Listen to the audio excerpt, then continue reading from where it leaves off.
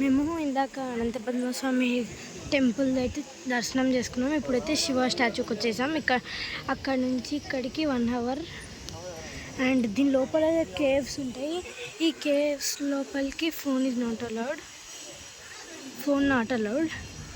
And దీని back అంతా see. ఇది చూడండి, ఇదంతా సీ. అక్కడ ఎందుకు కన్స్ట్రక్షన్ జరుగుతుంది. దీని లోపలికి మేము వెళ్ళాము. చాలా బ్యూటిఫుల్ ఆర్కిటెక్చర్ చేస్తున్నారు దాని లోపల, కేవ్స్ లోపల. అండ్ అదంతా ఇది సీ. ఇది శివుడిది. ఆగండి, ముందరికి వెళ్ళి చూపిస్తా. చూడండి,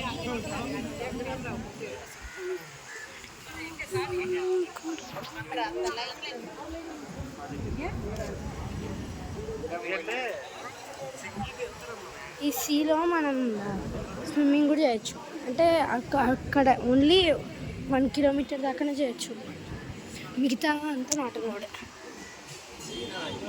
చూడండి, ఇది సీ. ఇది ఏ సీయో తెలియదు నాకు, ఏ వాటరు, కానీ చాలా బ్లూ ఉన్నాయి. నాకు ఈ సీ నచ్చింది. అనంత పద్మస్వామి గుడిలో అయితే చాలా బాగున్నాడు గైస్ దేవుడు.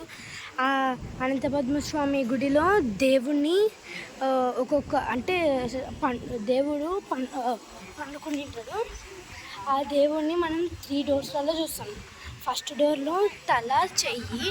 అండ్ సెకండ్ డోర్లో అయితే నడుము. నెక్స్ట్ థర్డ్ డోర్లో కాళ్ళు. అండ్ దేవుణ్ణి అంతా బంగారంతో చేసినారు. దేవుణ్ణి రాక్తో చేసి చెక్కి మంచిగా అలంకరించారు బంగారంతో. అండ్ అనంత పద్మస్వామి గుడి అయితే one of the richest temple in India.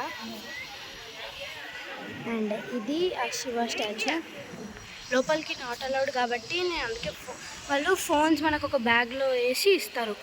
మనము ఆ బ్యాగ్స్ కేవ్ దాటేంత వరకు తీయకూడదు. ఇలా వస్తారు కేవ్స్కి లోపల. చూడండి, ఇలా వచ్చి ఇలా కేవ్స్లో కూడా వేసినారు గైస్ వీళ్ళు.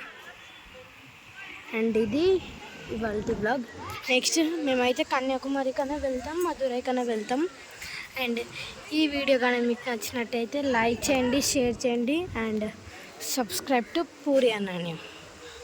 Bye guys.